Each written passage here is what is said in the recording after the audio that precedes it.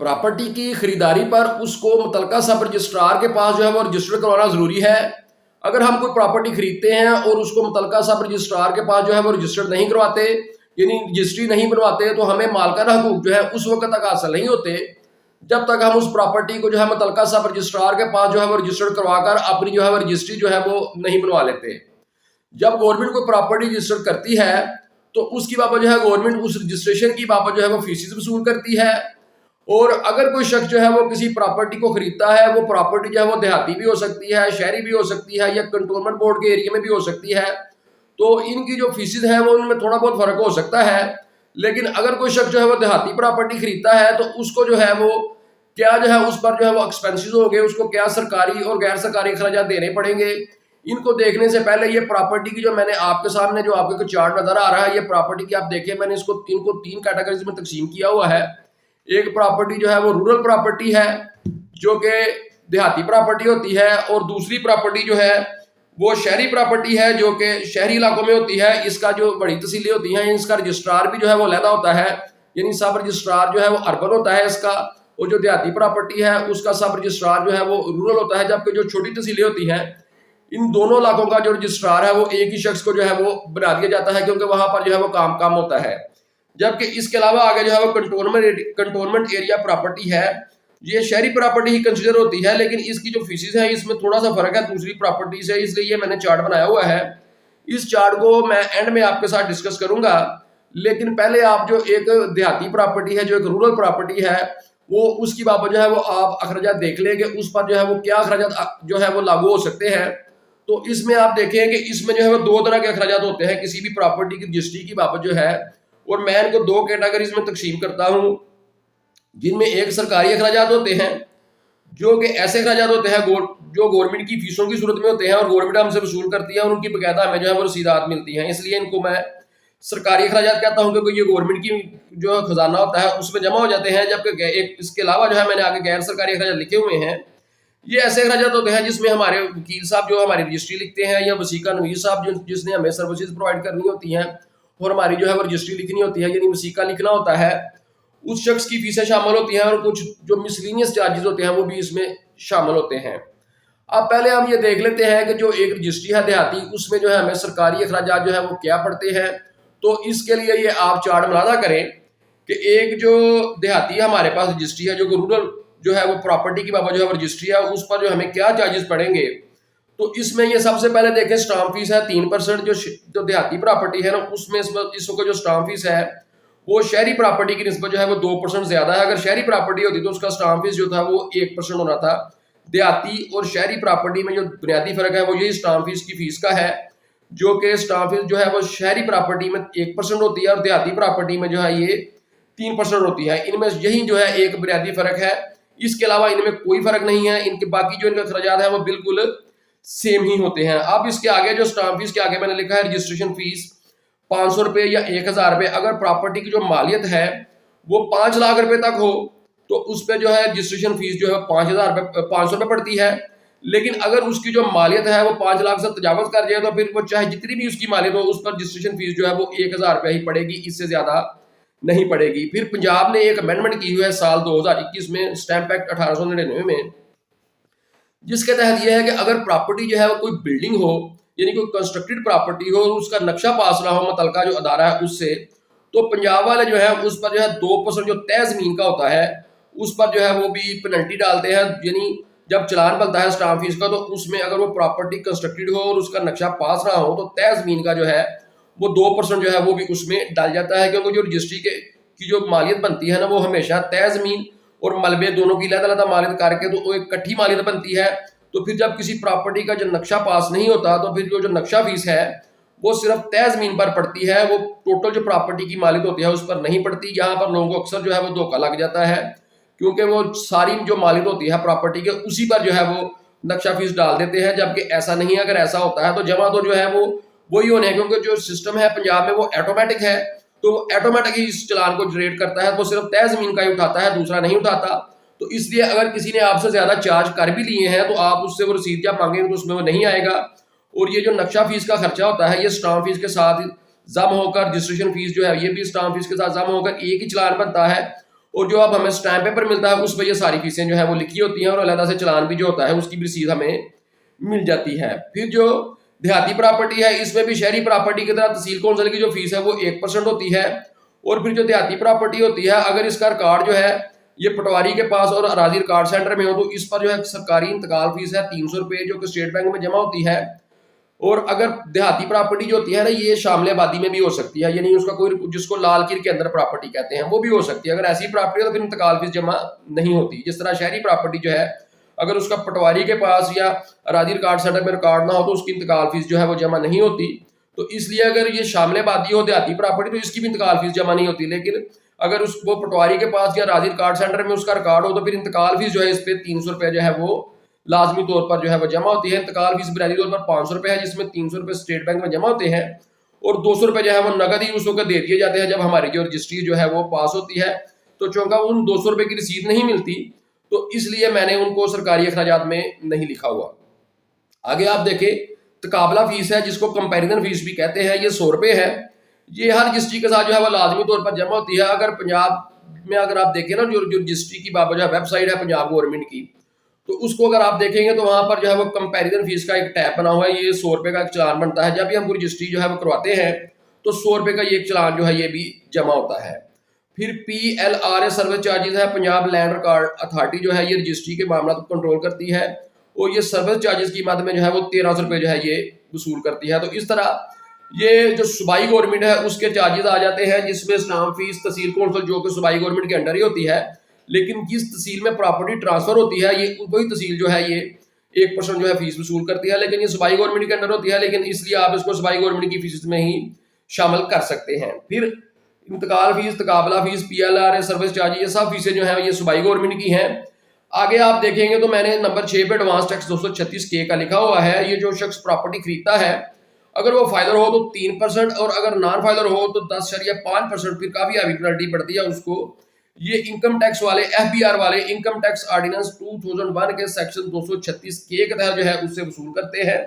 और ये एक एडजस्टेबल टैक्स होता है, जब हम इनकम टैक्स की रिटर्न जमा करवाते हैं तो उस वक्त ये जो है ये एडजस्ट हो सकता है, ये फाइनल टैक्स नहीं होता। जबकि जो बाकी खर्चे ऊपर मैंने लिखे हुए हैं 1 से लेकर 5 तक, ये सारे फाइनल होते हैं, ये कहीं किसी सूरत भी जो है वो एडजस्ट नहीं होते, ये गवर्नमेंट परमानेंट वसूल कर लेती है। जबकि जो 236K का टैक्स है ये एडजस्टेबल है।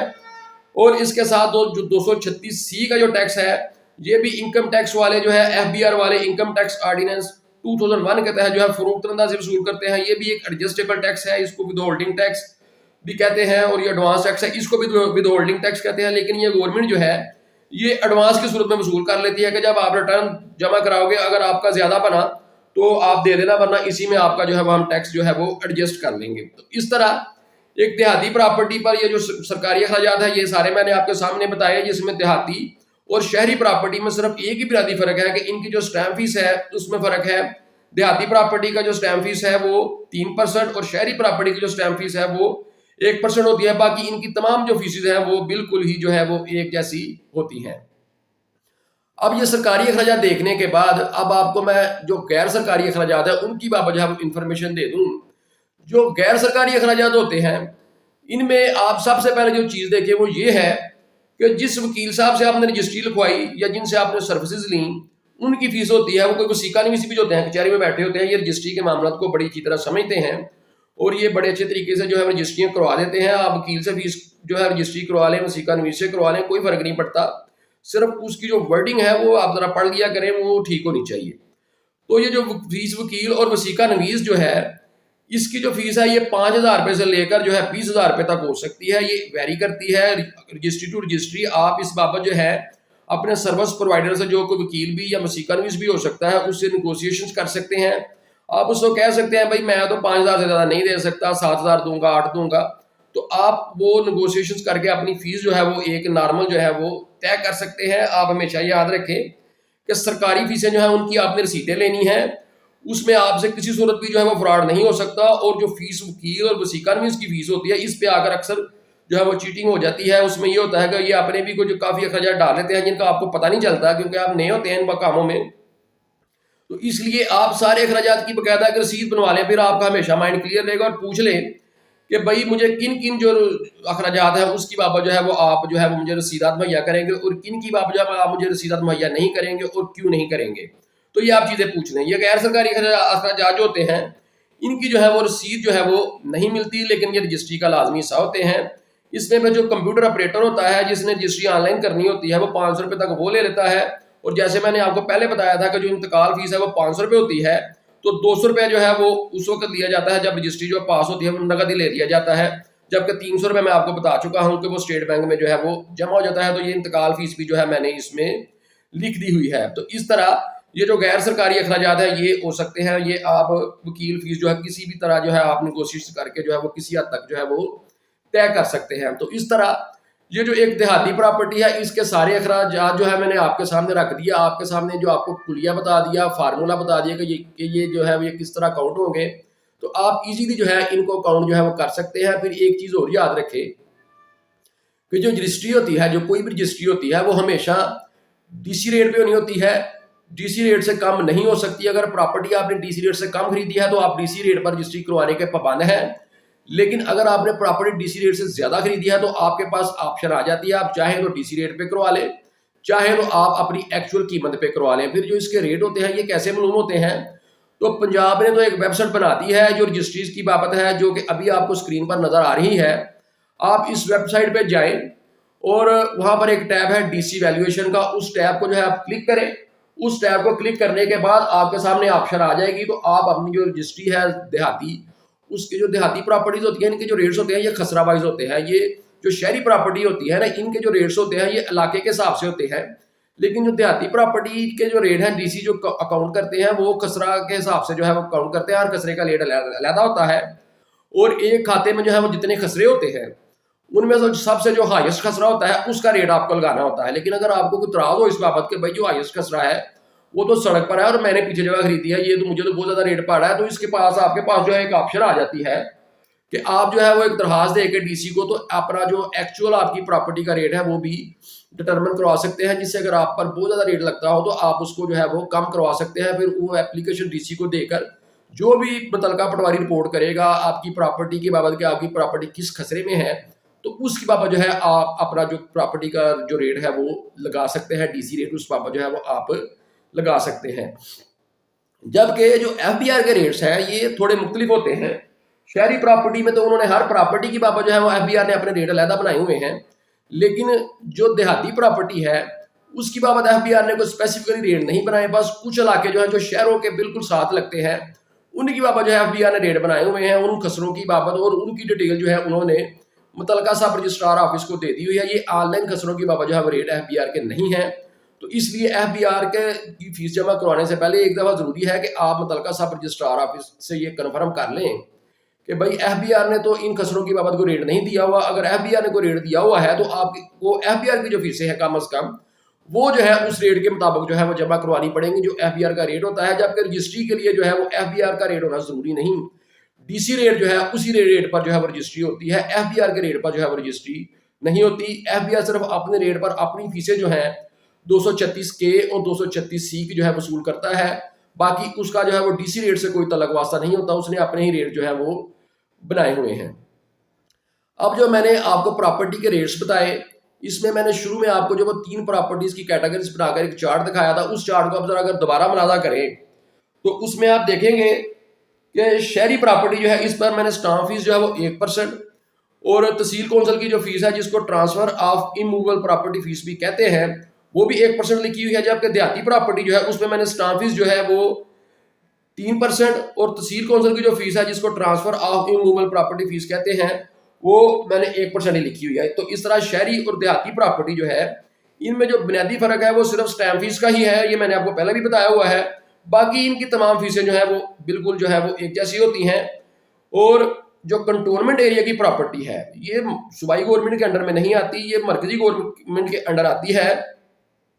یہ شہری پراپرٹی ہی کنسیڈر ہوتی ہے اور سب رجسٹرار اربن کے پاس ہی یہ رجسٹرڈ ہوتی ہے. لیکن اس میں جو سٹامپ فیس ہے وہ بھی شہری پراپرٹی والا ہی ہے، 1% ہی ہے. لیکن اس کی جو کنٹونمنٹ بورڈ کی فیس ہے 3% ہے. یہ تحصیل کونسل کے چوکائی انڈر نہیں آتی تو تحصیل کونسل والے اس پہ فیس نہیں لیتے، اس پہ جو ہے وہ کنٹونمنٹ بورڈ والے ہی اپنی کو فیس لیتے ہیں جو کہ 3% ہوتی ہے.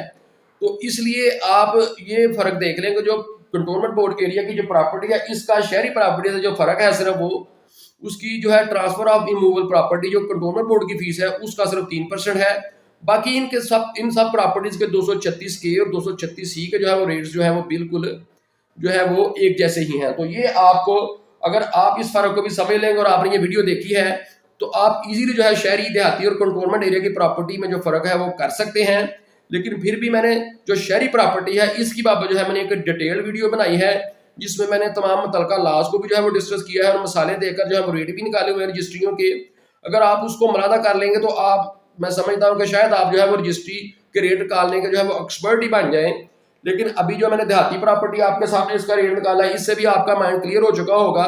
और जो कंटोनमेंट एरिया की प्रॉपर्टी है इसके बारे में थोड़ी सी मैंने तफसील बता रही थी, तो इसलिए इसकी बाबत भी जो है मैंने एक अलहदा वीडियो बनाई है। जो दोनों प्रॉपर्टीज की, जो शहरी प्रॉपर्टी और कंटोनमेंट एरिया प्रॉपर्टी है, इन दोनों की जो फीसिस है इनकी बाबत जो मेरी वीडियोस है उनका लिंक जो है मैंने इस वीडियो के डिस्क्रिप्शन में जो है वो दे दिया हुआ है। आप उसको मुलादा करके तो आप अपना नॉलेज जो है वो इम्प्रूव कर सकते हैं। ताहम ये जो रजिस्ट्री थी मौजूदा, ये मैंने स्पेसिफिकली जो है वो देहाती प्रॉपर्टी के बारे में बताया है। और ये जो मैंने रेट्स बताए हैं ये एग्जैक्ट जो है पाकिस्तान के सूबा पंजाब की बाबत है। जो पाकिस्तान के दीगर सूबों के लोग हैं वो इसी तरह अगर उनको ऑलमोस्ट जो रेट्स होते हैं वो रजिस्ट्रियों के पाकिस्तान में जो है वो सेम ही चलते हैं। लेकिन फिर भी जो दूसरे सूबों के लोग हैं उनको मेरी ये एडवाइस है कि ये आपको मैंने कुलिया तो एक बता दिया कि किस तरह जो है सूबाई गवर्नमेंट जो है फीसें वसूल करती है, तहसील कौंसल फीस वसूल करती है। और जो FBR की फीसें हैं वो तो पूरे पाकिस्तान में एक ही हैं, क्योंकि जो FBR है वो तो पूरे पाकिस्तान को जो है वो कंट्रोल करता है और पूरा पाकिस्तान जो उसकी डोमेन में आता है। लेकिन बाकी जो तहसील कौंसल की फीस है और जो सूबाई गवर्नमेंट की फीस है इसके बारे में मेरी आपको ये एडवाइस है कि आप जो स्टैम्प एक्ट है 1899 का उसको जो है वो स्टैम्प फीस की बाबत जो है वो देख लें। उसका अगर आप फर्स्ट शेड्यूल का आर्टिकल 23 देखेंगे तो आपको ये क्लियर हो जाएगा कि स्टैम्प फीस जो है वो आपके सूबे में कितनी लागू होती है। और साथ जो है अगर आप तहसील कौंसल की फीस जानना चाहते हैं तो जो लोकल गवर्नमेंट एक्ट होता है आप उसको मुलादा कर लें तो आपको पता चल जाएगा। या फिर मुतलका जो सब रजिस्ट्रार ऑफिस होता है आपके इलाके में, आप उधर से जाकर भी इसका शेड्यूल जो है वो ले सकते हैं। वो आपको जो है वो इन्फॉर्मेशन प्रोवाइड करने के जो है वो पाबंद है। तो उम्मीद करता हूँ कि ये जो देहाती प्रॉपर्टी है इसकी रेट्स के बारे में आपको काफ़ी हद तक जो है वो आगाही हो चुकी होगी। और ये वीडियो जो है ये आपको जो है किसी मौके पर जो है ये मुआवन साबित होगी। और ये जो रेट्स है ये साल 2023-24 की बाबत है। अगर साल 2023-24 में इन रेट्स में कोई तब्दीली आ गई तो मैं एक नई वीडियो ज़रूर बना दूंगा। लेकिन जब तक कोई तब्दीली नहीं आती तो आप इस वीडियो को मुलादा करें। और अगर कोई तब्दीली आई तो इस वीडियो की डिस्क्रिप्शन जो है उनमें भी जो है मैं ज़रूर जो है उसकी जो है वो जिक्र कर दूंगा ताकि किसी शख्स को जो है वो गलतफहमी जो है वो ना हो जाए।